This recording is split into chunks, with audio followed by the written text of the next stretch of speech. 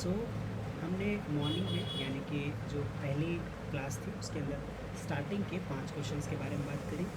पहला था explain the features of an ideal form of organization, कि हमारे सपनों का ऑर्गेनाइजेशन कैसा होगा और ऐसे कौन से फैक्टर्स हैं जो yes yes this class is being recorded and this will be shared, this is being shared on YouTube, है ना। आप में से जितने भी लोग यूट्यूब पर देख रहे हैं उनके लिए भी, ठीक है। यस सो पहला सवाल था कि ऐसा कौन सा form of ideal form of organization है, राइट। यस है ना। और दूसरा कि कौन से फैक्टर्स हैं जो choice of business form of organization को बताते हैं, राइट।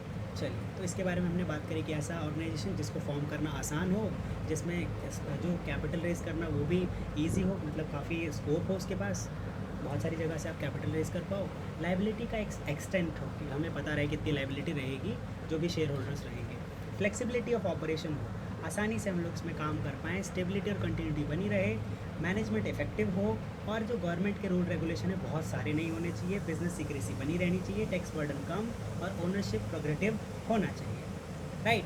क्लियर। कौन से ऐसे फैक्टर्स हैं जो choice of form business form को अफेक्ट करते हैं, जैसे कि कितना साइज़ ऑफ बिजनेस है ना, टाइम, या फिर जो प्रोडक्ट है वो, और स्केलेबिलिटी ऑफ ऑपरेशंस। ऐसी बहुत सारी चीज़ें हैं जो आपके किसी भी फॉर्म ऑफ बिजनेस को अफेक्ट करती हैं, राइट। क्लियर। फिर हमने ये बात करी कि भाई किसी भी बिज़नेस के अंदर जो एंटरप्रेन्योर का रोल रहता है वो क्या रहता है, और how does an entrepreneur differ from a promoter. एक एंटरप्रेन्योर प्रमोटर से कैसे डिफ़र करता है, राइट। इस बारे में भी हमने बात पहले से कर ली है। तो भाई जो बिज़नेस शुरू करता है एंटिसिपेट करके कि इसमें बहुत सारा रिस्क है, वो तो होता है एंटरप्रेन्योर। अब अगर ये बिज़नेस को का आइडिया लेकर आ रहा है, इसको शुरू कर रहा है, तो भाई बिज़नेस रन भी तो यही करेगा ना। प्रमोट करने का मतलब है लोगों के बीच लेके जाना और उसको रन करवाना, राइट। मतलब फुल्ली फंक्शन करवाना किसी भी फर्म को। इस पूरे के पूरे प्रक्रम को, इस पूरे फंक्शन को हम लोग प्रमोशन कहते हैं, बिजनेस प्रमोशन कहते हैं। अब ये प्रमोटर या तो हमारा एंटरप्रेन्योर हो जाता है या फिर कोई थर्ड पार्टी प्रमोटर आता है, लेकिन मोस्ट ऑफ द केसेस में अगर एंटरप्रेन्योर ने बिज़नेस प्लान किया है, उसने आइडिया कंसीव करके इस बिज़नेस को बहुत सारी एक्टिविटीज़ के थ्रू लाइक अस्तित्व में लाया है, एग्जिस्टेंस में लाया है, सो श्योरली जो बिज़नेस है उसका प्रमोटर भी कौन है, entrepreneur, right. What is stock exchange. Stock exchange क्या है, ऐसी जगह जहाँ पर स्टॉक को एक्सचेंज किया जाता हो उसको हम लोग स्टॉक एक्सचेंज बोलते हैं, ठीक। इसे सिक्योरिटी एक्सचेंज या फिर सिक्योरिटी मार्केट भी कहते हैं। इनका मेन काम होता है कि प्राइस कंटिन्यूटी और उसकी मार्केटेबिलिटी को, शेयर की जो मार्केटेबिलिटी है और प्राइस कंटिन्यूटी बनी रहनी चाहिए। आपका जो सरप्लस सेविंग है उसको मोबिलाइज़ कर सकते हो। किसी भी कंट्री का इकोनॉमिक और बिजनेस कंडीशन का बैरोमीटर होता है, नाप पाता है, ये पता लगा पाता है कि किसी भी कंट्री के अंदर इकोनॉमिक कंडीशंस और बिजनेस कंडीशंस कैसी हैं। अब आप उनके शेयर प्राइसेस को देखकर या फिर शेयर मार्केट का जो रवैया है ये देखकर बता सकते हो कि उस कंट्री के अंदर फाइनेंशियल एक्टिविटीज़ किस तरह से रन की जा रही है। इसके बाद है मोबिलिटी ऑफ कैपिटल। कंपनीज अपना जो पैसा है या फिर आप अपना जो कैपिटल है एक कंपनी से निकाल के दूसरी कंपनी में लगा सकते हो जो ज़्यादा सिक्योर आपको लगे, ठीक है। Contribution of capital formation. Savings are encouraged. जब लोगों को पता रहता है कि वो स्टॉक में इन्वेस्टमेंट कर पाएंगे और वहाँ से ज़्यादा यील्ड आ सकता है, तो कैपिटल फॉर्म होता है, लोग इन्वेस्ट करते हैं और उनको एक फेयर रिटर्न मिलता है। शेयर मार्केट एक शॉक एब्जॉर्बर की तरह होता है, शॉक एब्जॉर्बर की तरह होता है। जो स्पेकुलेटर्स होते हैं वो स्पेकुलेट करके कि जो बिज़नेस हैं वो आगे राइज होने वाले हैं, तो एंटिसिपेशन में वो लोग पहले से ही क्या खरीद लेते हैं, शेयर्स। और जब ये शेयर्स एक टाइम पर जाके इनका जो प्राइस है वो बढ़ता नहीं है, तो यही लोग इन्हीं सिक्योरिटीज़ को सेल करने लग जाते हैं।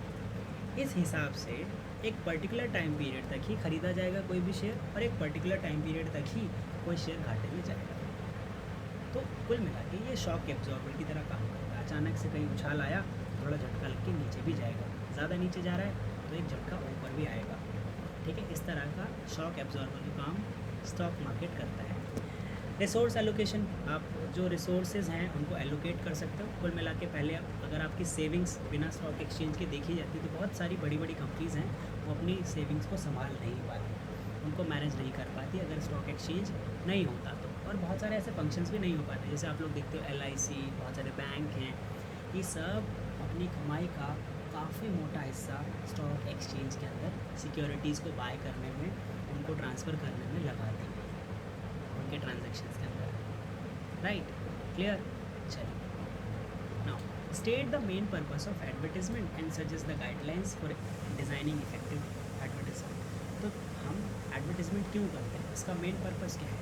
मेन पर्पस है जब भी हम कोई नया प्रोडक्ट लॉन्च करेंगे, ठीक है, किसी पोटेंशियल कस्टमर को जब हम इंड्यूस करेंगे कि सर ये प्रोडक्ट लेकर आए हैं, कस्टमर्स को याद दिलाना होगा, यूज़र्स को ब्रांड की इमेज क्रिएट करनी होगी, या intimate customers about few new users of product. ये जो प्रोडक्ट आप यूज़ कर रहे थे उसके कुछ न्यू यूजर्स भी आ गए हैं, अब आप ऐसे तरीके से भी यूज़ कर सकते हो किसी भी ब्रांड के कैरेक्टर को हाईलाइट करने के लिए, डीलर को सपोर्ट करने के लिए, या फिर रिटेल ट्रेड को और ज़्यादा ट्रैफिक करने के लिए। और भी बहुत सारे मिसलेनियस फ़ायदे होते हैं। इन सभी रीजंस की वजह से ये सभी ऑब्जेक्टिव पूरे करने के लिए हम लोग एडवर्टीजमेंट कराते हैं। गाइडलाइन क्या रहती है? Why we advertise, how, right? Guideline रहती है कि कोई भी जो एडवर्टीजमेंट है वो कैसा रहेगा, एप्रोप्रिएट मीडिया का यूज़ करके एडवर्टाइज़ करेंगे, फ्रीक्वेंसी अच्छी होनी चाहिए, मतलब लगातार हम एडवर्टीज़मेंट दिखाएंगे ताकि लोगों के जहन में हमारा एडवर्टीज़मेंट आ जाए। स्पेसिफिक टाइम, तो जो टाइमिंग है वो भी स्पेसिफिक होनी चाहिए। The specific time of advertisement, the message is equally important aspect of advertisement. जितना ज़्यादा टाइम इम्पॉर्टेंट है उतना ही ज़्यादा एडवर्टीज़मेंट का मैसेज भी, जितना ज़्यादा मैसेज इंपॉर्टेंट है उतना ज़्यादा टाइम भी, कि आप कौन से टाइम में कौन सा एडवर्टीज़मेंट दिखा रहे हैं, राइट? क्योंकि लोग अलग अलग समय में अलग अलग मूड के साथ इन सभी मीडियाज़ को देखते हैं जिन पर आप एडवर्टाइज़ कराएंगे। Discuss the various problems faced by an organization in managing foreign trades. तो चलिए यहाँ से शुरू करेंगे पार्ट 2। ओके, शुरू किया जाए, क्या बोलते हैं आप लोग? ठीक है, चलिए। Now so discuss various problems faced by organization in managing foreign trade. कौन कौन सी प्रॉब्लम आती है जब आप फॉरेन ट्रेड को मैनेज करते हैं? पहला है because of cultural and other environmental differences between various countries. जितने भी कंट्रीज़ होती हैं, अब हम फॉरेन ट्रेड की बात करें, विदेश में हम अपना सामान बेचने जा रहे हैं, तो जब भी हम अपना सामान किसी फॉरेन कंट्री में बेचने जाएंगे तो प्रॉब्लम क्या आएगी भाई? प्रॉब्लम ये आएगी कि वो मार्केट दूसरा है, हमसे बहुत दूर है, हमारा और उसके जो लेन देन का हिसाब किताब है वो भी अलग है, जो टैक्सेशन सिस्टम है वो भी अलग है, बहुत सारे कल्चरल डिफरेंसेस भी हैं, कल्चरल, पॉलिटिकल, टेक्नोलॉजिकल, है ना? ऐसे बहुत सारे डिफरेंसेस आपको देखने को मिलेंगे। उसके बाद तो फिर प्रॉब्लम तो आनी है जब इतने सारे डिफरेंसेस हैं। तो ये प्रॉब्लम कौन कौन सी है जो हमें फेस करने के लिए मिलती है जनरली? पहला है suitability of the product for the market. जिस भी मार्केट में आप प्रोडक्ट बेचने जा रहे हैं वहाँ पे आपका प्रोडक्ट कितना ज़्यादा सूटेबल है, तो इसके लिए इन्फॉर्मेशन चाहिए होगी आपको कि यार मेरा प्रोडक्ट वहाँ पे बिकेगा कि नहीं बिकेगा, है ना? क्लियर? इसके लिए आपको बहुत सारा खर्चा करना पड़ता है और आपके पास स्पेशल स्किल होनी चाहिए जिससे आप ये प्रोक्योर कर पाओ, ये अंदाज़ा लगा पाओ, ये फोरकास्ट कर पाओ कि कितना प्रोडक्ट आपका उस एरिया में सेल होगा, कौन कौन सा प्रोडक्ट आपका वहाँ पर बेचा जाएगा, राइट? क्लियर? इसके बाद भी आपको ये देखनी पड़ेगी कौन सी क्वालिटी और किस टाइप का प्रोडक्ट इन लोगों को सबसे ज़्यादा अट्रैक्ट करता है, राइट? Is it? तो अब ये भी पता लगाना पड़ेगा कि लोकल जो वेंडर्स हैं वो आपकी क्वालिटी का सेम प्रोडक्ट तो नहीं बेच रहे जो आप बेचने जा रहे हो। Changes in supply and demand condition, क्योंकि आप फॉरेन मार्केट में बेच रहे हो तो दूसरा जो सबसे बड़ी समस्या ये है कि लोगों की जो डिमांड एंड सप्लाई कंडीशंस हैं वो बदल सकती है किसी कंट्री की। हो सकता है कि उसको डिमांड अभी कम है, दूसरा टाइम डिमांड ज़्यादा आ जाए, right? Clear? So changes in supply and management demand condition, है ना? अब लोगों की जो डिमांड है वो कम होगी किसी पर्टिकुलर प्रोडक्ट के लिए, क्योंकि दूसरे लोग भी आ गए ना, लोकल प्रोड्यूसर अपना प्रोडक्ट ज़्यादा निकाल रहे हैं, तो पे जो सप्लाई है वो ज़्यादा हो जाएगी, डिमांड हो जाएगी बैलेंस्ड। तो भाई नए नए कॉम्पिटिटर भी आते रहते हैं समय समय के साथ साथ, ठीक। तो ये एक बड़ी समस्या है। अगला चैलेंज है frequency of price changes. The price of product in international market may be affected by different factors. किसी भी इंटरनेशनल मार्केट में जो प्राइस है किसी सामान का, वो बहुत सारे फैक्टर्स के द्वारा क्या हो सकता है, अफेक्ट किया जा सकता है। ये जो चेंजेस हैं ये हो सकता है कि एक्सचेंज रेट की वजह से आ जाए, है ना, या इम्पोर्टिंग एक्सपोर्टिंग जो कंट्रीज़ हैं इनकी higher import duty export duty की वजह से हो जाए, या फिर जो रिस्क है इनकी वजह से जो प्राइस हैं वो कम ज़्यादा होते रहते हैं। जैसे अभी आप देख रहे होंगे कि वॉर की सिचुएशन में भी प्राइस जो है चेंज हो जाते हैं। ऐसे बहुत सारे फैक्टर्स हैं जो प्राइसिंग को अफेक्ट करते हैं। अगर प्राइसिंग बदलेगी तो आपके इस सिनेरियो पे भी फ़र्क पड़ेगा कि भाई आप कितना ट्रेड कर पा रहे हैं, फॉरेन ट्रेड कितना कर पा रहे हैं, चाहे वो इंपोर्ट का हो या एक्सपोर्ट का हो। Credit risk. International trade which is generally on large scale involves heavy amount paid by importer.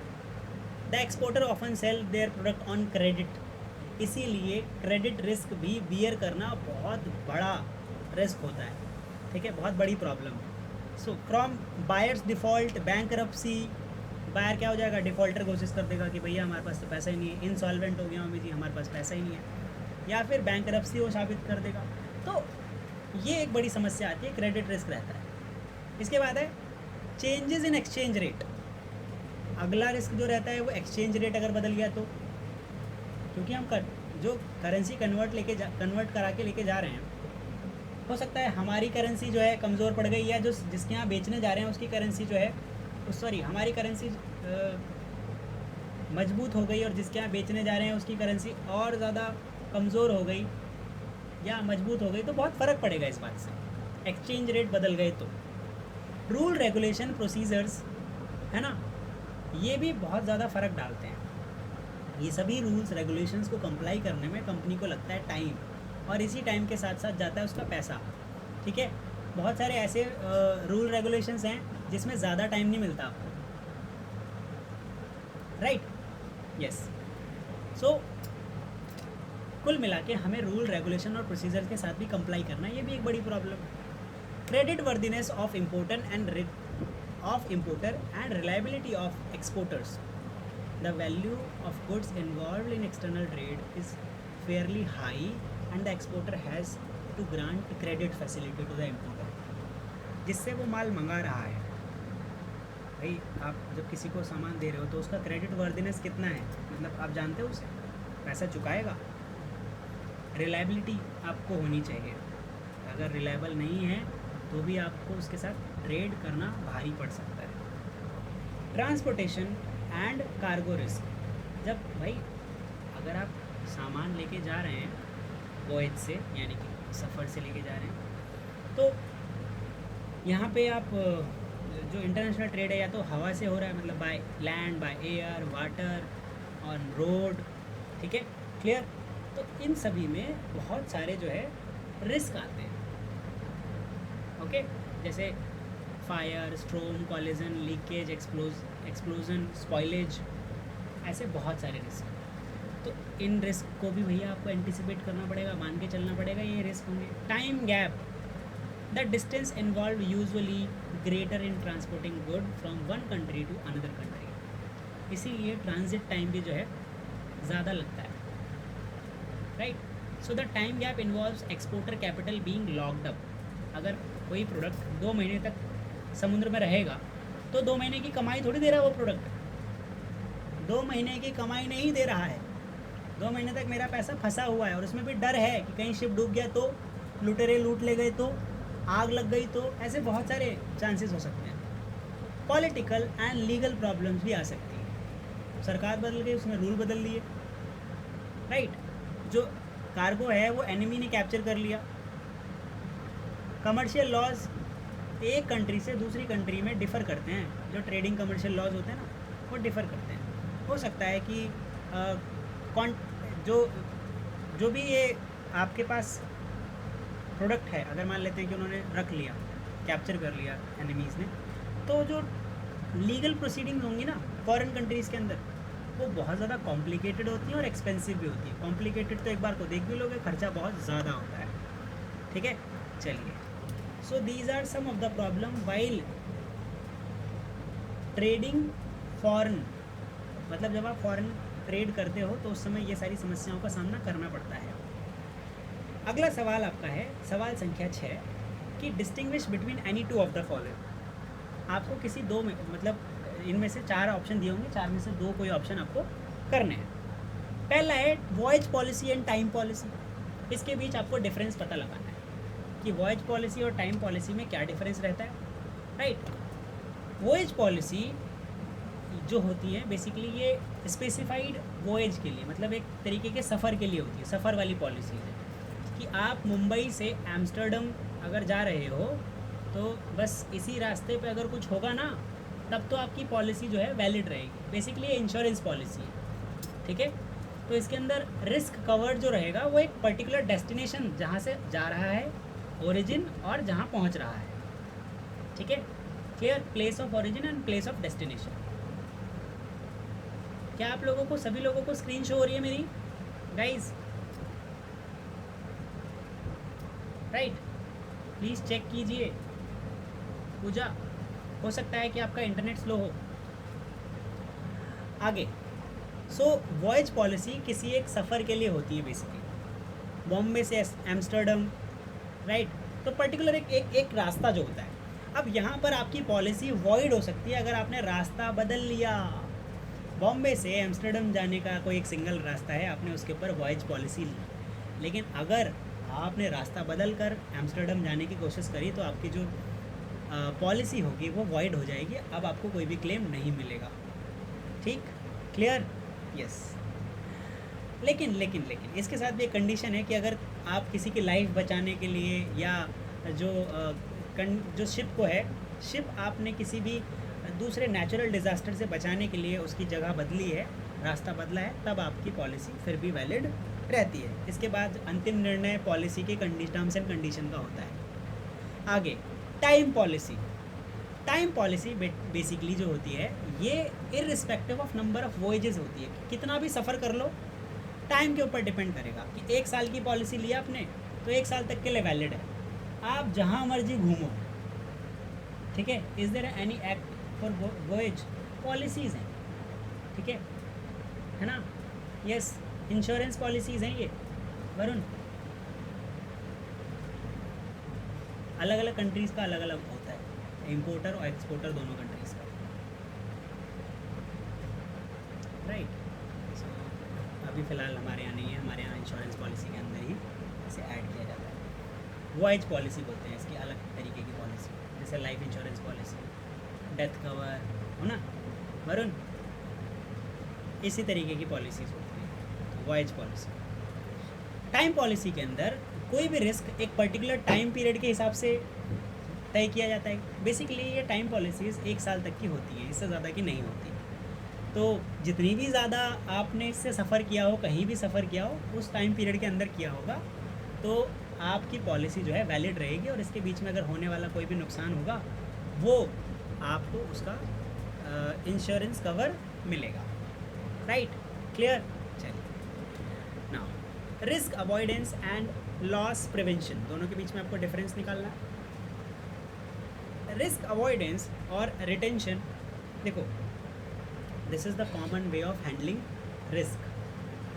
अब हो सकता है कि बिजनेस एंटरप्राइजेस अज्यूम और रिटेन रिस्क कॉन्शियसली, इंटेंशनली और unintentionally. Under conscious assumption, one is aware that the risk to which his or her business is exposed, but essentially does nothing to avoid it.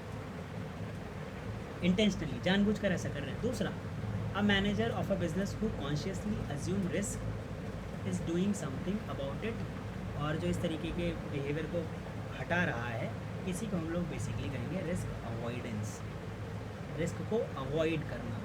जैसे मान लेते हैं कि normal एक छोटा सा एग्जांपल रोज़मर्रा के जीवन का दे रहा हूँ। एक लोकल स्ट्रीट डॉग है, वो अपना चुपचाप बैठा है ना। आपको पता है कि ये थोड़ा सा सही डॉग नहीं है, मतलब परेशान कर देता है कभी तो आपके पास दो रास्ते हैं जाने के, एक खाली वाला और एक वो डॉग वाला।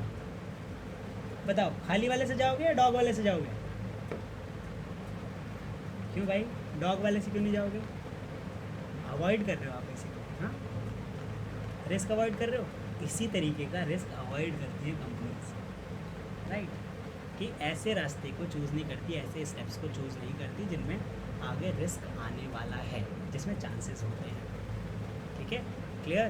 तो नोइंगली अगर आप जानबूझकर जा रहे हो तो भैया आप रिस्क अवॉइड नहीं कर रहे हो, आप जानबूझकर कुएं में कूद रहे हो, right, clear? Loss prevention, another method of handling risk is to take appropriate major.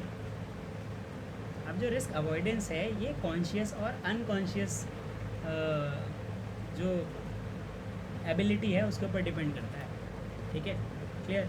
कि मेरा मन, कि मैं जाऊँ, मेरा मन मैं ना जाऊँ। ओके, सो लॉस प्रिवेंशन क्या है? एक दूसरा मेथड है जिसमें आप रिस्क को हैंडल करते हो। तो इसमें आप बेसिकली ऐसे सारे मेजर्स लेके चलते हो जिससे आपको मिनिमल जो है लॉस हो। This approach is known as loss prevention. For instance, by using fire resistant building material आप आग लगने से बचा सकते हो, है ना? या फिर वाटर प्रूफिंग अगर आप करवा लो तो दीवार में सीलन से बचा सकते हो, लॉस प्रिवेंशन। अगर आपने जो जो आपका ख़राब होने वाला आइटम है, अगर आप सिर्फ टेम्परेचर के अकॉर्डिंग रखोगे प्रोडक्ट को तो आप क्या कर रहे हो? लॉस को प्रिवेंट कर रहे हो, है ना? ठीक है, क्लियर? चलिए, अब अगर आप इस प्रोडक्ट को खरीद ही नहीं रहे हो, जो ख़राब हो जाएगा आपको लग रहा है, तो आप अवॉइड कर रहे हो उसको खरीदना। ठीक है, उसको प्रिवेंशन नहीं बोलेंगे, उसको अवॉइडेंस बोलेंगे। ठीक, लेकिन अगर आप ले आए हो, अब इसको बचाना है तो आप प्रिवेंट करोगे, बचाओगे। दूर होना, किसी चीज़ से दूर होना और किसी चीज़ को बचाना, दोनों में फ़र्क होता है ना। अगला जो शॉर्ट नोट हमें लिखना है वो है life insurance and fire insurance. Life insurance एक कॉन्ट्रैक्ट होता है under which one person is in consideration of premium paid either lump sum और by monthly, quarterly, half yearly, yearly, undertakes to pay the person whose benefit the insurance the insurance is made. So a certain sum of money either on the death of person or जो life insured है या फिर जो expiry of specified time period है, इसके बाद आप उसे पे करते हो। इसी पूरे प्रोसेस को हम लोग लाइफ इंश्योरेंस कहते हैं। लाइफ इंश्योरेंस की बात ऐसी है कि मान लेते हैं कि एक सोसाइटी में अगर 10,000 लोग रहते हैं, फॉर एग्ज़ाम्पल एक सोसाइटी में अगर 10,000 लोग रहते हैं और सालाना जो है किसी 5 से 10 लोगों की मौत होती है, मतलब डेथ रेट है ऐसा, 1% के आसपास व्यक्ति वहाँ से गुजर जाता है, 10% के आसपास, सॉरी 10 लोग चले जाते हैं 1000 में से, 10,000 में से, तो 1% हुआ या 0.1%, 0.1%, राइट। अब इनके जाने के बाद इनकी फैमिली का ख्याल रखने वाला कोई ज़्यादा अच्छा होता नहीं, मतलब ये बेसिकली ऐसे लोग होते हैं जो पूरी फैमिली को चला रहे हो। तो लाइफ इंश्योरेंस, लाइफ इंश्योरर जो होगा वो इसको एक ना बिज़नेस अपॉर्चुनिटी की तरह अगर आप देखोगे तो आप 10 के 10,000 लोगों से बोलो, देखो भाई आप लोग ना बस 100 रुपये महीना दिया करो मुझे। कितने रुपए? 100 रुपये महीना दिया करो। तो अगर 10,000 लोग मिलकर 100 रुपये हर महीने देंगे तो कितने रुपए हो गए गाइज? ये तो बहुत पैसा हो गया, 1 लाख रुपए महीना। यस और नो? नहीं, इससे भी ज़्यादा हो गया, 10 लाख रुपए महीना। और हमने क्या बोला कि ईयरली कितने लोग जा रहे हैं, मतलब जो गुजर रहे हैं 10 लोग, ठीक है। तो अगर आप 12 से मल्टीप्लाई कर दोगे तो 1,20,00,000 रुपए तो इनके पास सालाना आ रहे हैं। मान लेते हैं 20 लाख रुपए इनका खर्चा निकाल लिया, तो ये हर व्यक्ति को 1 करोड़ रुपए का इंश्योरेंस दे सकते हैं कि नहीं? यस गाइज, ठीक है, क्योंकि इनको पता है मतलब इन्होंने रिसर्च वगैरह करी है। तो फिर भी मान लेते हैं बीच में ना एक सिक्योरिटी अमाउंट भी रख लेते हैं ये अपने पास कि चलो 1 करोड़ नहीं देंगे, 50 लाख रुपए दे देंगे। 50 लाख रुपए सिक्योरिटी अमाउंट है। अगर मान लेते ज़्यादा लोग चले गए किसी दिन तो, है ना, मतलब ऐसा हुआ तो कोई घटना ऐसी हो गई, उस टाइम हम कहाँ से पैसा लाएंगे? तो उसको इमरजेंसी फ़ंड जो है 50% मान लेते हैं। तो ये हर साल 50 लाख रुपए इनके पास इकट्ठा हो रहे हैं, तो यही 50 लाख रुपए सब लोगों के पास घूम रहे होंगे, आज इसको तो कल उसको। सॉरी, 1 करोड़ में से 10 हिस्से होंगे, सॉरी माफ़ी चाहता हूँ गाइज। 1 करोड़ रुपए इकट्ठा हुआ है तो उसके कितने होंगे हिस्से होंगे, 10 लोग गए ना, यस। तो सब लोगों को 1-1 लाख 10-10 लाख रुपए मिलेंगे। 10 लाख रुपए का इंश्योरेंस हो सकता है 100 रुपये महीने पर, है ना। इसी तरीके से इंश्योरेंस काम करता है, राइट। चलिए, तो आपको इंश्योरेंस की वर्किंग समझ आ गई, सभी लोगों को समझ में आ गई इंश्योरेंस कैसे काम करता है, पक्का। ना, पहले मुझे भी लगता था कि यार इतना पैसा दे कैसे देते हैं, 500 रुपये पे किसी को 1 करोड़ कैसे, मतलब कोई लॉटरी वॉटरी लगा रहे हैं क्या ये लोग। ठीक है, ऑलमोस्ट ये लॉटरी जैसा ही है। अच्छा, ये पैसा तो हमने देखा सिर्फ तुरंत, हमने सिर्फ कैलकुलेट किया है। अगर आप देखोगे तो हमने एक लीनियर कैलकुलेशन की है। इसके बाद ये पैसा जो आता रहता है, इसको बहुत सारे वेंचर्स में ये इन्वेस्ट करते हैं, वहाँ से जो प्रॉफिट निकल कर आता है उसको हमने अभी कैलकुलेट नहीं किया, राइट। एनुअल रिटर्न अगर 10-12% के हिसाब से भी माने किसी दूसरी जगह लगाने के बाद, तो भी इस पर अच्छा खासा पैसा हमें मिलेगा, यस और नो। ठीक है, चलिए, तो हमें भैया लाइफ इंश्योरेंस कंपनी नहीं खोलनी, हमें बस समझना था। आगे बात करते हैं। फायर इंश्योरेंस पॉलिसीज़, ऐसी पॉलिसीज़ जो ऐसे लॉसेस को कवर करें जो ड्यू टू फायर हुए हों, ठीक। लेकिन हाँ, फायर कैसा कंडीशन कौन सी मानी जाएगी, जिसमें इग्निशन यानी कि आग लगने की वजह से हुई हो। ऐसी कोई भी आग जो मैलिशियस एक्ट से हुई हो, मतलब दुर्घटना से हुई हो, या किसी ऐसे एक्ट से हुई हो जो अनएक्सेप्टेबल हो, तो उसको हम लोग फायर इंश्योरेंस के अंदर कवर नहीं करें, राइट। क्लियर। चलिए, यहाँ पे जो जिस तरीके की फायर पॉलिसी होती है उस हिसाब से आप जो लॉस आपको होता है उसको क्लेम कर सकते हैं, राइट। क्लियर। चलिए, सो अच्छा, एक चीज़ और, अगर आपने 2-3 इंश्योरेंस से आप अपना इंश्योरेंस करा रखा है, तो जितना नुकसान आपका हुआ है ना, सम टोटल में बस उतना ही। Hello, am I audible? हाँ, सो मैं ये कह रहा हूँ कि जो भी आपने, मान लेते हैं कि मैंने ये सोचा कि 3-4 कंपनियों से ना इंश्योरेंस ले लेता हूँ, और अगर 4 कंपनियों से लूँगा, सब 10-10 लाख रुपए देंगे, तो 40 लाख रुपए मेरे पास आ जाएंगे। इंश्योरेंस करा लेता हूँ 10-10 लाख रुपए का। नहीं, यहाँ पर जो इंश्योर्ड सम होगा ना, वो टोटल ही 10 लाख रुपए होगा। इसमें तुम्हारे मज़े नहीं आएंगे, कंपनियों के मज़े आ जाएंगे। कंपनियाँ मिलकर 2.5 लाख रुपए दे देंगी, टोटल आपके पास 10 लाख रुपए ही आएगा, चाहे आपने एक कंपनी से कराया हो 4 कंपनी से कराया हो। इसलिए एक ही कंपनी से आपको इंश्योरेंस कराना होता है, ठीक है। हाँ, नहीं, आपने जो इंश्योरेंस का प्रीमियम पे किया होगा वो बहुत पे किया होगा, लेकिन आपको उतना यील्ड मिलेगा ही नहीं। यही कहना चाह रहे हो ना। हाँ, तो होता नहीं है, मतलब इसी को रोकने के लिए कि लोग इसको एक्सप्लॉइट ना करें, इसलिए ये इसके अंदर जो है एड ऑन लेकर आया गया है, राइट। यस, आगे बात करते हैं।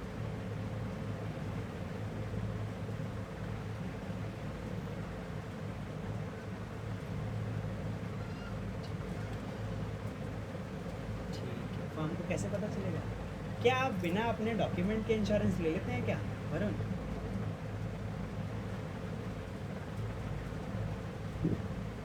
हाँ, ये डेटा शेयर होता है कंपनीज के बीच में, ठीक है। ये डेटा शेयर होता है।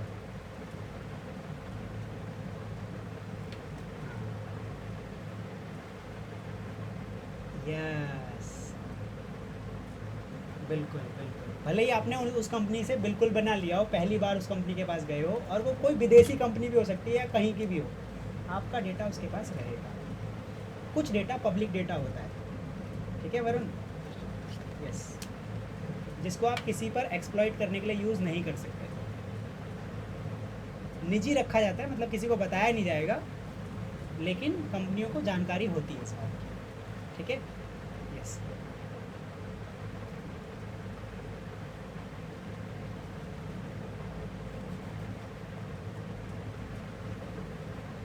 ठीक ठीक है,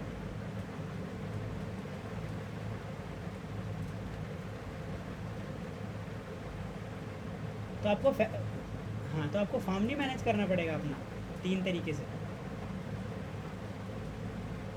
तो तीनों तो शो करोगे, पर तीनों की कंपनी का रजिस्ट्रेशन, तीनों के फंक्शंस, वर्कर्स, वो ऑडिट करने आएंगे तो क्या दिखाओगे?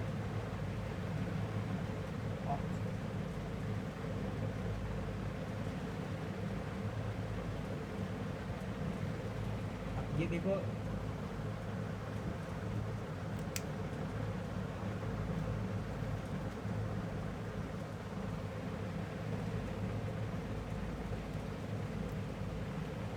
ठीक है, तो आप प्रोडक्ट तो दिखाओगे ना आप अपना कंपनीज को। अब इस बारे में तो मैं अभी जानकारी नहीं दे सकता, हो सकता है कि लूप होल हो पर, ठीक है। खैर, आगे जैसे शिविका ने बोला कि अगर मेरे घर के पास पेट्रोल पंप है तो मेरा फायर इंश्योरेंस होगा? नहीं होगा, ठीक है, आपका फायर इंश्योरेंस नहीं होगा, और अगर होगा तो उस पर जो इंश्योर्ड अमाउंट होगा वो बहुत कम होगा, ठीक है, क्लियर। जितनी ज़्यादा वर्नेबिलिटी के पास आप रहते हैं उतना आपके चांसेस कम हो जाते हैं इंश्योरेंस कराने के, राइट। तो आपकी वर्नेबिलिटी कम होनी चाहिए, उतना ज़्यादा ईल्ड निकल कर आता, मतलब कुल मिला के उनको लगे कि यार इसको पैसा बाद में देना नहीं पड़ेगा, ठीक है। हाँ हाँ, करते हैं, राइट। हाँ, देखो अब ये पता लग जाता है ना, मतलब लगाती हैं कंपनियाँ हैं किस लिए, ठीक है।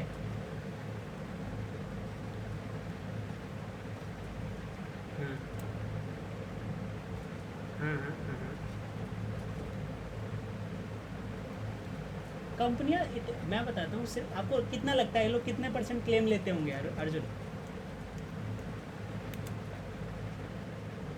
नहीं, पैसे की बात नहीं कर रहा, 100 में से कितने लोग जाते होंगे क्लेम लेने के लिए, मैं ये पूछ रहा हूँ।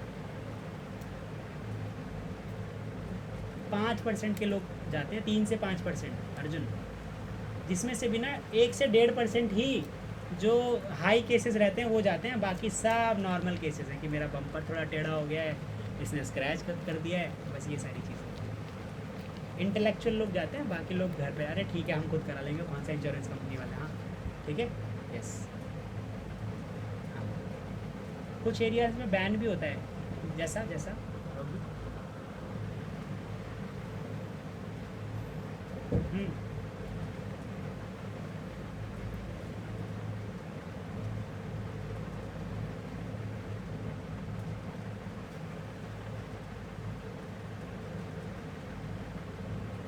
बिल्कुल, आपको हाँ,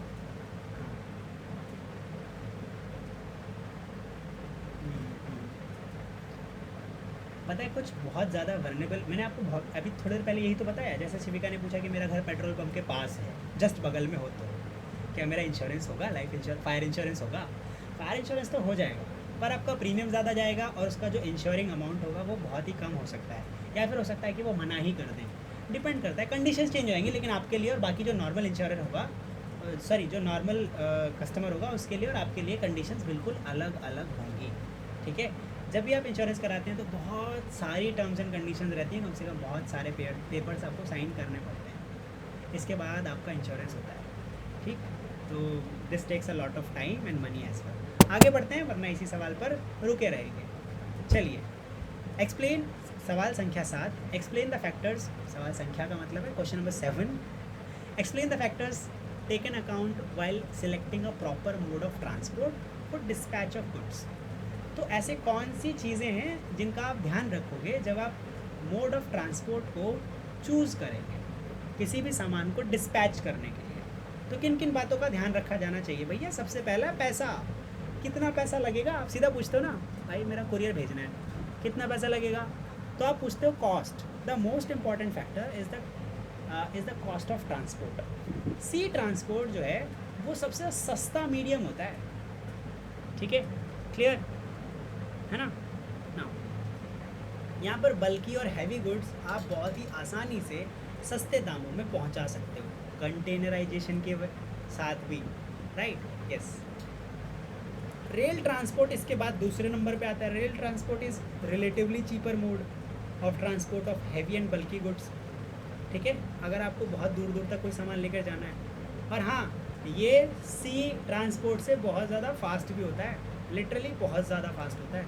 सी ट्रांसपोर्ट में जो स्पीड रहती है मैक्सिमम आपकी रहती है 20 किलोमीटर पर आवर, 30 किलोमीटर पर, बहुत ऐसे भी कम रहती है नॉर्मली, जनरली, है ना, बहुत स्लो जाता है शिप। और इसके साथ भी जो करंट है, वाटर करंट है, वो उसका फ्लो किस तरफ है इस पर भी डिपेंड करता है, और टाइप ऑफ शिप पे भी बहुत सारी कंडीशंस हैं, सो स्लो जाता है बेसिकली।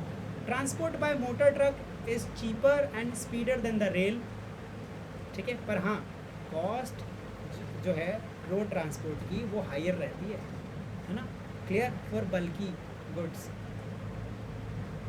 है ना। चलो आगे बढ़ते हैं। This is due to the limited carrying capacity of the truck, क्योंकि एक बार में ट्रक जो है एक ही कंटेनर, मतलब कुछ ही सामान को लेकर जा सकता है। अगर कंटेनर की बात करें तो वो एक ही कंटेनर लेकर जा सकता है एक बार में। एयर ट्रांसपोर्ट बहुत ही फास्टेस्ट मोड होता है ट्रांसपोर्ट का, पर हाँ सबसे ज़्यादा महंगा होता है, ठीक है। Its use is thus restricted to carriage of perishable goods, valuable goods और spare parts of machinery urgently needed. तो जब भी हमें बहुत जल्दी, बहुत इमरजेंसी में कोई भी प्रोडक्ट चाहिए होता है उसके लिए, या जो पेरिशेबल गुड्स हैं उनके लिए, ठीक, बस इसी के लिए हम लोग यूज़ करते हैं किसका, एयर ट्रांसपोर्ट। आगे भैया पहला फैक्टर तो था कि जब हम डिस्पैच कर रहे हैं सामान को देखेंगे सस्ता कितना पड़ रहा है, सस्ते के साथ साथ टाइम भी देखेंगे पहले, उसके बाद है स्पीड, कितनी तेज़ी से। As regard of transport, motor transport of road is speeder than the rail transport over short distances. लेकिन हाँ, अगर लॉन्ग डिस्टेंसेस की बात की जाए ना, तो ट्रेन जो है वो जीत जाता है ट्रक से, या फिर जो छोटे ट्रांसपोर्ट सिस्टम से, ठीक है, क्लियर। चलिए नाउ, राइट, यस, आगे बढ़ते हैं। फ्लेक्सिबिलिटी, कि अगर मतलब while choosing a particular mode of transport you have to consider flexibility of service also. In this respect road transport is most flexible. Carriage of good by motor truck is possible between all places. Good can be picked and delivered at any point at loading as well as unloading। तो यहाँ पर आपको इसकी flexibility रहती है, कहीं भी से भी सामान उठाओ, कहीं भी ले आके रख देते हो। रेल ट्रांसपोर्ट जो है थोड़ा लेस फ्लेक्सिबल है, आपको स्टेशन पर ही सामान उतारना पड़ेगा, बीच में सामान रोका नहीं जा सकता, राइट। तो डेफिनेट स्पेस, मतलब जो फ्लेक्सिबिलिटी है वो नहीं है। सी जो है इससे भी थोड़ा कम फ्लेक्सिबल है, राइट। एयर ट्रांसपोर्ट तो इनफ्लेक्सिबल है, मतलब वो बस एक एयरपोर्ट से दूसरे एयरपोर्ट तक ही लेके जाएगा, वहाँ से उसके बाद आपको दूसरे जो मोड ऑफ ट्रांसपोर्ट है उनका यूज़ करना पड़ेगा। इसके बाद है regularity. In case of rail transport regularity of service is most assured, क्योंकि ट्रेन जो है रेगुलर बेसिस पे चलती रहती है, नहीं चलेंगी तो प्रॉफिटेबिलिटी जनरेट नहीं होगी, चाह कर भी हो तो वो शेड्यूल्ड मूवमेंट में चलती है, ठीक है, क्लियर। चलिए, तो और उस पर जो वेदर कंडीशंस का भी फ़र्क नहीं पड़ता। मोटर ट्रक जो है इन पर थोड़ा बहुत फ़र्क पड़ जाता है, ठीक है। सी इस पर भी फ़र्क पड़ता है, एयर ट्रांसपोर्ट उस पर तो बहुत ज़्यादा फ़र्क पड़ता है, ठीक, क्लियर। चल, तो जो सबसे बढ़िया आपको ध्यान से अगर समझ में आया होगा, अगर बहुत दूर तक मेरे को सामान लेकर जाना है ना, और थोड़े कम पैसे में लेकर जाना है, जल्दी भी लेकर जाना है, तो सबसे बेस्ट रिलायबल सोर्स कौन सा है आपका? यस, अभी तक के डिस्कशन के हिसाब से, है ना, यस। तो रेलवे जो है मोस्ट ऑफ द गुड्स को, Indian railway most of the goods को एक जगह से दूसरी जगह ट्रांसपोर्ट करता है इंडिया के अंदर, ठीक। इसको हम लोग, हाँ बोलिए बोलिए।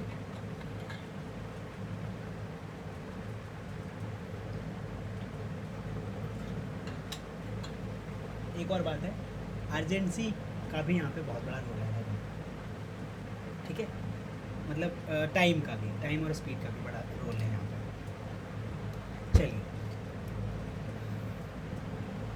रॉ मटेरियल की भेजने की बात कर रहे हैं आप, तो वो चला जाएगा।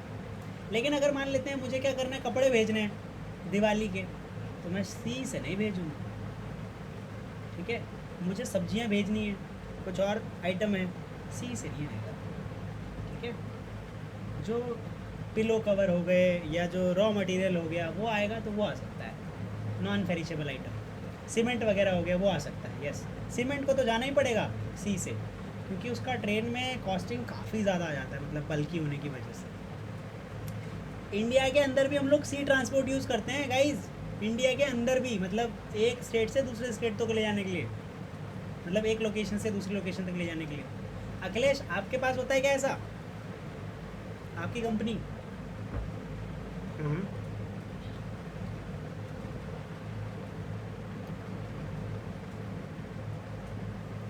क्योंकि छोटे छोटे थोड़े थोड़े भेजने होते होंगे उनको, मतलब 1 lakh piece, 50,000 piece, 10,000, 20,000 piece packet. ठीक है, लेकिन अगर उन्हें मतलब 10-20 लाख पैकेट भेजने होंगे तो मुझे लगता है कि फिर वो दोबारा से सी ट्रांसपोर्ट पर आ जाए।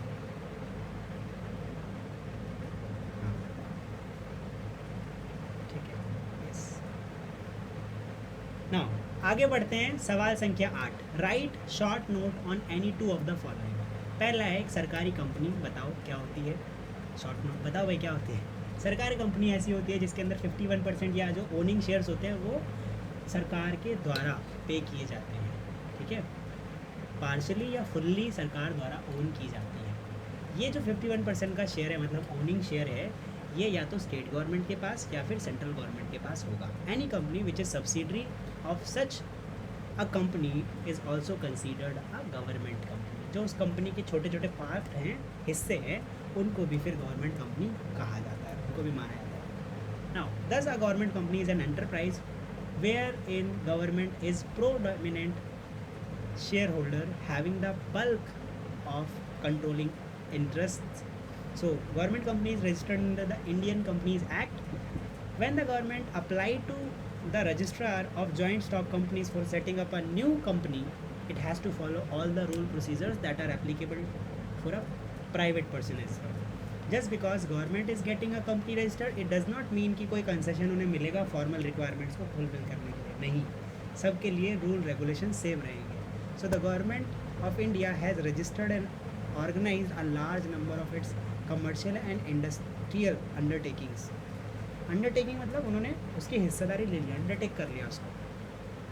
ठीक है, as private limited company, even though their control and regulation actually rests with the government by virtue of its owning majority of share। क्योंकि शेयर किसका है, सरकार का है। LIC, railway, NTPC, air India, अभी तो एयर इंडिया को cell कर दिया। ठीक है, मतलब सेल करने का मतलब है एयर इंडिया नहीं बेची, उनके जो शेयर्स हैं वो बेच दिया, वहीं पे जो जहाँ पे चलती थी वहीं चलेगी, कहीं और नहीं ले जाएगा, अपने घर से नहीं चलाएंगे, सब कुछ ले रहेगा। जो ओनिंग शेयर्स होंगे वो अब जो है किसी और व्यक्ति के पास आ गए, मालिकाना हक ट्रांसफ़र हो गया। ठीक है, तो कंपनी किसी की भी हो, आपने नोटिस कर लिया कि रूल रेगुलेशन में कोई भी छूट नहीं मिलती है। आगे बात करते हैं, sales policies of public utility. Let us now study the sales policies of public utility. देखिए, the procedure or services offered by public utilities are essential requirement of the public and have usually large demand to the public. जैसे अगर आप electricity की बात करें तो ये एक पब्लिक यूटिलिटी है, वाटर की बात करें, ठीक है, बस ट्रांसपोर्ट की बात करें, मतलब पब्लिक ट्रांसपोर्ट की बात करें। सो पब्लिक यूटिलिटीज़ की जो डिमांड होती है वो हाई रहती है, right? So the public utilities do not generally have rivals or competitor. अगर मैं आप लोगों से बोलूँ कि दिल्ली जल बोर्ड का कोई कॉम्पिटिटर है क्या दिल्ली में? यस। रेलवेज़ का कोई कॉम्पिटिटर है क्या इंडियन रेलवेज़ का? है नहीं, ठीक है। या मैं अगर BSES की बात करूँ या फिर अडानी पावर लिमिटेड की बात करूँ, इनका कोई कॉम्पिटिटर है क्या? पब्लिक यूटिलिटीज़ के पास जनरली कोई कॉम्पिटिटर, जनरली बोल रहा हूँ, हमेशा नहीं, नॉट ऑलवेज, जनरली इनके पास कोई कॉम्पिटिटर नहीं होता। जैसे तो वो अलग अलग एरिया में करते हैं ना सर, वहाँ पे वो नहीं आएगा, दूसरी जगह वो नहीं जाएगा, कहाँ है कंपटीशन? कंपटीशन जब होता है जब सेम टारगेट मार्केट को अचीव करें। हाँ, डिफरेंस तो देखो दिखेगा, मतलब तो आप ये थोड़ी कि आप रिलायंस का ले सकते हो अपनी जगह पे जहाँ पे अडानी का पावर है। सुन, तो कहाँ है कंपटीशन? कंपटीशन तभी हुआ ना जब आपके पास चॉइस हुई खरीदने की, ठीक है। Yes, so there is known. अब देखिए, जैसे आपका एग्जांपल ऐसा हो सकता था BSNL और बाकी टेलीकॉम कंपनीज, पब्लिक यूटिलिटी है कम्युनिकेशन, पर उसको एक्सप्लॉइट किया जा रहा है प्राइवेट ओनिंग कंपनीज के द्वारा, ठीक है। अब इसके पास कॉम्पिटिटर आ गया, कौन? जियो, एयरटेल, आइडिया, वोडा, है ना। अब तो अडानी भी आ रहे हैं अगले साल से, इसी साल के एंड से। यस, ठीक है। मिल्क, जैसे अगर आप ध्यान से देखो तो दिल्ली मिल्क स्कीम, DMS करके चलता है दिल्ली में एक, ठीक है। वो सरकारी मतलब खाते से चलता है वो DMS, दिल्ली मिल्क स्कीम करके। और अमूल है, और भी मधुसूदन, फलाना ढमकाना, ऐसे बहुत सारे। खैर सुनो, public utilities, Adani SIM, Adani telecoms अभी आएगा अगले साल से, अभी सिम नहीं आया है। अभी सबसे पहले उन्हें ये जो राइट्स हैं, ठीक है, टावर राइट्स वो खरीदने दो, उसके बाद देखते हैं 5G राइट्स। हाँ, तो लिया उन्होंने कुछ हिस्सा।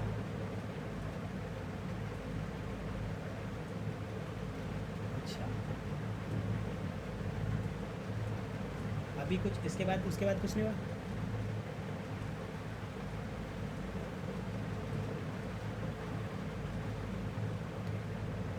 ठीक है, वापस आते हैं।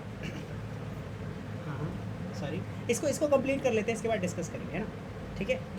चलिए, इंटरेस्टिंग लग रहा है मुझे। सुनो, सो क्योंकि यहाँ पे कोई भी मिडल मैन नहीं होगा for the sale of their product and services, they sell directly to the consumer और sell through their own distributor network, जैसे वाटर सप्लाई, इलेक्ट्रिसिटी, ट्रांसपोर्ट, है ना, come in direct contract with the consumers. Therefore, they have to offer best possible terms to users of these services. Unlike the commercial concerns, public utility do not have the problem of credit collection from customers. In some cases, as in electricity undertaking, the supply is stopped. अगर आपको लग रहा है ना कि customer जो है bill नहीं पे कर रहा, तो बस सप्लाई रोक दो। यहाँ पे पब्लिक यूटिलिटीज़ के अंदर आपकी सेल नहीं खराब होगी, मतलब पैसा उधार नहीं जाएगा, कस्टमर से मांगना नहीं पड़ेगा बार बार, राइट, क्लियर। चलिए, now there is no necessity for public utility undertaking to advertise their goods and services.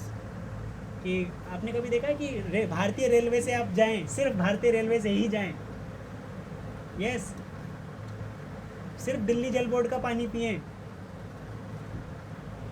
BSES की बिजली का कनेक्शन लगवाएं अपने घर में, आज ही लगवाएं। कोई कॉम्पिटिटर होगा तब तो बोलेंगे वो ऐसा, लोग दूसरे का थोड़ी लगवा रहे हैं जो बोलेंगे कि भैया हमारे यहाँ दिल्ली जल बोर्ड का पानी दो, नहीं, ठीक है, कोई कॉम्पिटिटर नहीं है, राइट। तो इनको कोई ज़रूरत भी नहीं पड़ेगी कि प्रोडक्ट को एडवर्टाइज कराएं। So these are some sales policies of public utilities, right. अच्छा, एक चीज़ और है, इनकी जो प्राइसिंग वगैरह है ना, ये गवर्नमेंट रेगुलेट करती है कि आप इतना प्राइस नहीं रख सकते, या मतलब क्योंकि लोगों का अधिकार है ना ये, इनके बिना जीवन चलेगा ही नहीं। अगर आप बिना इलेक्ट्रिसिटी के कोई 2 दिन एज्यूम करके दिखाओ, अपना मोबाइल फ़ोन स्विच ऑफ कर लो, कहीं भी इलेक्ट्रिसिटी नहीं है, हाथ पंखा लेके घूमोगे आप, मुझे तो लग रहा है कि जीवन एज्यूम करना ही मुश्किल है। मिक्सी नहीं चलेगी, बहुत सारी चीज़ें नहीं चलेंगी। मिक्सी पहले मुझे क्यों याद है, लाइट, पंखा, कूलर, AC, है ना, इवन आपका जो बहुत सारी चीज़ें नहीं चलेगी, बहुत सारी चीज़ें हम एज्यूम नहीं कर सकते बिना पब्लिक यूटिलिटीज़ के अपनी लाइफ को इफेक्टिव तरीके से। Now public enterprise guys, government owned enterprises are also called public enterprise, PEs, है ना। Strictly speaking the term public enterprise as a business entity refers to any industrial, yes,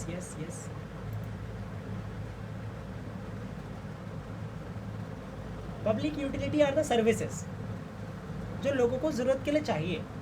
ये private company own कर सकती है, लेकिन इसके ऊपर control सरकार का रहेगा, राइट। वो गवर्नमेंट कंपनी थोड़ी है, वो तो पब्लिक यूटिलिटी है, लोगों के लिए यूज़ करने के लिए, है ना। जो कंपनी है सरकार ने बना रखी है, जैसे इंडियन एयरलाइन कॉरपोरेशन LIC, ये एंटरप्राइज है, इसको गवर्नमेंट कंपनी भी कहते हैं। HMT Hindustan machine tool, Hindustan antibiotic limited, Chittaranjan locomotive works, ये ख़त्म हो गया, अब तो इसका काम ही ख़त्म हो गया।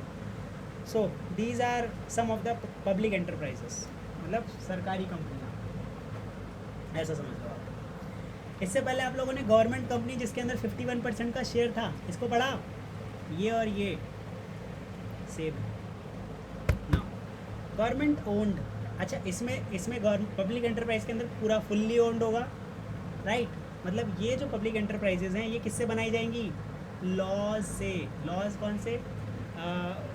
कोई लेजिस्लेशन, कोई नया कानून आएगा, उसके तहत इनको फिट किया जाएगा, इनको मतलब इनका उत्थान होता है, जन्म होता है उस समय। लेकिन अगर गवर्नमेंट कंपनी की बात की जाए तो यहाँ पे डिफरेंस क्या है कि हम शेयर खरीद लेते हैं किसी कंपनी का, पहले से चल रही कंपनी का, ठीक।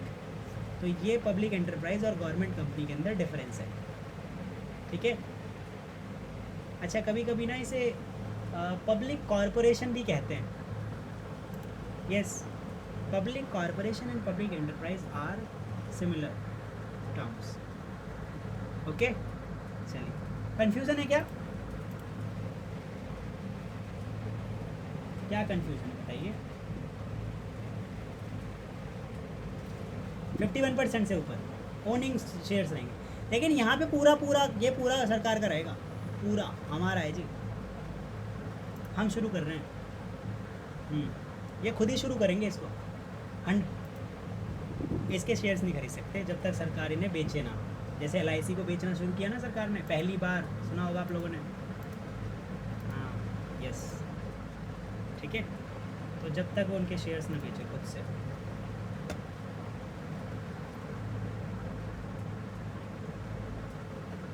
बिल्कुल, यस यस यस, तब उसे गवर्नमेंट कंपनी कहते हैं, उसे पब्लिक कॉर्पोरेशन नहीं कहते या फिर पब्लिक एंटरप्राइज नहीं कहते, उसे गवर्नमेंट कंपनी कहते हैं। आगे चलते हैं, फीचर्स क्या हैं? Public enterprises are owned and managed by the government और agencies set up by the government. The whole or major part of capital required for the public enterprises is provided by the government. पूरा पैसा या कुछ हिस्सा, maximum हिस्सा जो है सरकार ही देगी। Public enterprises can be organize as departmental undertaking और एज अ स्टैट्यूटरी कॉरपोरेशन और एज गवर्नमेंट कंपनी। सो मतलब ये डिपार्टमेंटल अंडरटेकिंग हो सकती है किसके अंडर? स्टैट्यूटरी कॉरपोरेशन और गवर्नमेंट कंपनी के अंदर। These are govern by public policies laid down by government in public interest and are not entirely guided by profit motive. इनको सिर्फ और सिर्फ प्रॉफिट मोटिव के टर्म से नहीं चलाया जाता।